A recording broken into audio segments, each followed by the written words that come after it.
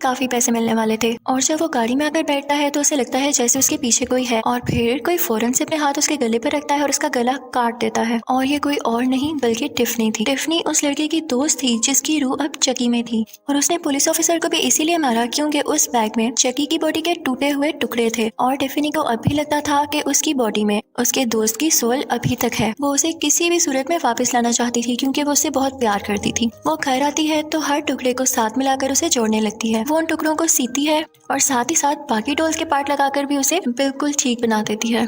लेकिन चकी अब यहाँ पर बहुत खौफनाक लग रहा था। टिफनी तो इस बात से काफी खुश थी कि अब उसने चकी को ठीक कर दिया था। वो उसे लिटाकर कुछ नोट्स पढ़ने लगती है कि शायद इसमें वो सोल वापस आ जाए और ये उठ खड़ा हो, लेकिन उसमें कोई मूवमेंट नहीं होती। और फिर कुछ टाइम बाद टिफनी का एक और दोस्त वहाँ पर आ जाता है और टिफनी जब वापस मुड़कर देखती है तो चकी अपनी जगह पर नहीं होता। उसे यहाँ पे पता चल चुका था कि चकी अब वापस आ चुका है और जिंदा हो चुका है। यहाँ पर वो अपने दूसरे दोस्त को बांध देती है ताकि वो कुछ न कर सके। और फिर सामने आता है चकी और टिफनी के दोस्त के मुंह के ऊपर पिलो रख के यानी तकिया रख के उसका सांस रोक देता है और वो वहीं पर मर जाता है। अब टिफनी चकी को जिंदा देखकर काफी खुश होती है क्योंकि चकी के अंदर उस दोस्त की रूह थी जिससे टिफनी शादी करने वाली थी। और फिर वो चकी से बातें करने लगती है और उसे एक वेडिंग रिंग दिखाकर पूछती है कि क्या तुम्हें याद है इसके बारे में, ये मुझे तुम्हारी बॉडी के पास से मिली थी। यानी जिस वक्त उसके दोस्त की डेथ हुई तो वहीं से उसे ये वेडिंग रिंग भी मिली। तो ये सुनकर उसके दोस्त की सोल जो चकी के अंदर थी अब जोर जोर से हंसने लगती है। वो कहता है कि मैं तो तुमसे कभी शादी करने ही नहीं वाला था। ये सुनकर टिफनी का दिल बहुत ज्यादा दुखता है।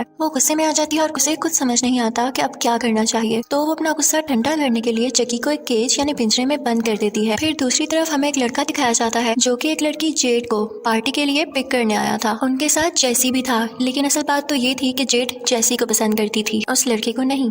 वो सब मिलकर सबको रोक लेता है और जेड से कहता है मैंने तुम्हें मना किया था ना इसके साथ जाने से। और ये कहते हुए वो जेड को अपने साथ घर ले आता है। अब दूसरी तरफ जैसी काफी परेशान होता है तो उसका दोस्त उसे मशवरा देता है, यानी उससे कहता है कि तुम दोनों भाग कर शादी कर लो क्योंकि वो भी तुम्हें पसंद करती है और तुम भी, और इसमें बुरी बात क्या है। और फिर हमें यहाँ पर ये भी पता चलता है कि जेसी टिफनी का नेबर था, यानी उसके घर के बिल्कुल साथ रहता था। फिर हमें दिखाया जाता है कि टिफनी चकी को अकेला केज में देखकर उसके लिए एक ब्राइड भी ले आती है, यानी फीमेल डॉल, और उसके केज में रख देती है। फिर वो बात लेने के लिए चली जाती है और साथ साथ टीवी देखने लगती है। और फिर हमें चकी दिखाया जाता है जो कि उस ब्राइड डॉल के गले में से रिंग निकाल कर वो केज काट देता है और बाहर आ जाता है। उसे बहुत गुस्सा था कि टिफनी ने उसे बंद किया और इसी बात का बदला लेने के लिए वो टिफनी के वॉशरूम में जाता है। वो देखता है कि टिफनी पानी में है तो इस चीज का फायदा उठाते हुए वो टीवी वहाँ से उतारता है और उसके बाद टब में फेंक देता है। अब जाहिर है कि पानी में करंट आ जाता है और टिफनी तड़प तड़प कर मर जाती है। चकी को इस बात का कोई अफसोस नहीं था और वो अपने साथ उस ब्राइड डॉल को भी लाया था जिसमें पहले तो कोई सोल नहीं थी, लेकिन अब वो इसमें टिफनी की सोल डालना चाहता था। वो टिफनी की डेड बॉडी के साथ एक रिचुअल करता है और टिफनी की सोल को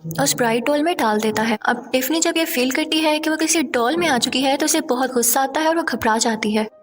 तो चकी उससे कहता है कि तुम्हें मेरी बात सुन लेनी चाहिए थी, अब जैसा मैं करूं तो मेरा साथ देना, और अगर फिर भी तुम चाहती हो कि हम दोनों की सोल किसी ह्यूमन बॉडी में चली जाए तो तुम्हें वही करना होगा जो मैं कहूंगा। उसके लिए उन्हें वो लॉकेट वापस लाना होगा जो कि मरते वक्त उस डेड बॉडी के गले में था जिसकी सोल अब चकी में थी, यानी टिफनी का दोस्त। लेकिन उसकी डेड बॉडी तो काफी दूर दफन थी। अब ये लोग साइज में छोटे होने की वजह से सोचते हैं कि हम तो ड्राइव नहीं कर सकते, तो इनको कोई चाहिए था जो इनकी खातिर ड्राइव कर सकता या इन दोनों को वहाँ पे छोड़ के आ सकता। अब उनको एक आइडिया आता है और टिफनी जेसी को कॉल करती है। वो उसे कहती है कि 2 डॉल्स हैं जिनको उस जगह पर छोड़ कर आना है और इसके बदले में वो उसे $1000 देगी। आता हुआ पैसा किसको बुरा लगता है, तो जेसी उसकी बात सुन लेता है। अब शाम को जेसी उधर जाता है और टिफनी की ही वैन में उन दोनों डॉल्स को बिठा देता है। अब उसे तो यही लग रहा था कि ये दोनों डॉल्स हैं, यानी बेजान चीजें हैं, और फिर वो ड्राइव करके वहाँ से चला जाता है। रास्ते में वो जेड के पास जाता है और उसे कहता है कि मैं तुमसे शादी करना चाहता हूँ, लेकिन तुम्हारी फैमिली नहीं मानती, तो क्यों ना हम भाग जाएं। वो उसे बहुत इंसिस्ट करता है तो जेड भी मान जाती है और अब जेड अपना सामान पैक करने के लिए घर के अंदर चली जाती है।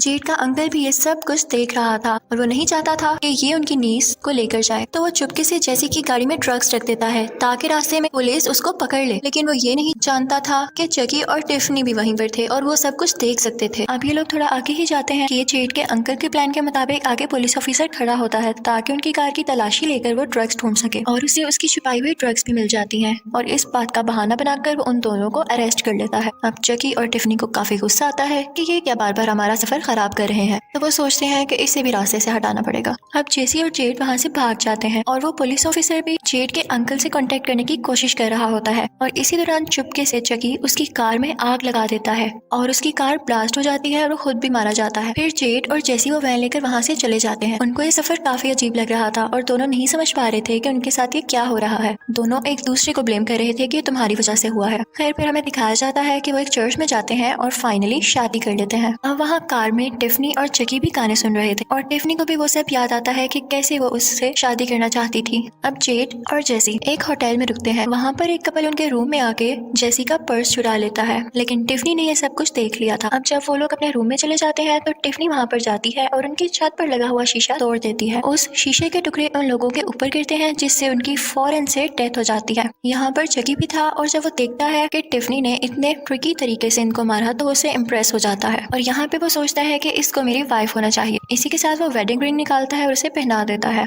और यहाँ टिफनी की आंखों से खुशी के आंसू निकलने लगते हैं और ये लोग भी जेड और जेसी के साथ ही होटल में रुके हुए थे। अब दूसरी तरफ दिखाया जाता है कि जेड और जेसी भी काफी घबराए हुए थे क्योंकि उन्हें लग रहा था कि ये जो सब कुछ हो रहा है उनकी वजह से हो रहा है। तो वो अपने एक दोस्त को कॉल करते हैं और पूछते हैं कि ये सारा सीन क्या है। तो वो इन्हें बताता है कि तुम लोगों की सुबह होती है तो होटल की ऑनर को उस कपल की डेड बॉडीज मिलती है। सब काफी डर जाते हैं और जेड और जेसी भी वहाँ से निकल आते हैं। अब यहाँ पर इनका दोस्त भी आ चुका था। वो उन दोनों से कहता है कि तुम दोनों में से कोई भी गलत नहीं है, तुम दोनों को गलत फहमी हुई है और अब तो तुम लोग हस्बैंड वाइफ हो तो एक दूसरे पर ट्रस्ट करो। इसी के साथ वो वैन खोलता है तो उसके अंदर जेड के अंकल की डेड बॉडी थी। ये देखते ही उसे भी शक हो जाता है और वो उसी की गन निकालकर उन दोनों पर पॉइंट कर लेता है। वो कहता है कि वैन से बाहर आ जाओ। उसे लग रहा था कि अब तक जितने भी मर्डर्स किए हैं वो इन दोनों ने मिलकर किए हैं। और यहाँ पर चकी और टिफनी भी मूवमेंट करने लगते हैं और खुद को रिवील कर देते हैं। उन्हें देखकर उनका दोस्त वहाँ से भाग जाता है और एक ट्रक उसके ऊपर से गुजर जाता है और उसकी डेथ हो जाती है। अब चकी यहाँ से गुस्से से कहता है कि फौरन से वैन चलाओ। यहाँ चकी और टिफनी उन्हें सारी स्टोरी बताते हैं और एक दूसरी वैन चुराकर उसमें ट्रेवल करने लगते हैं। इस वैन में किचन भी था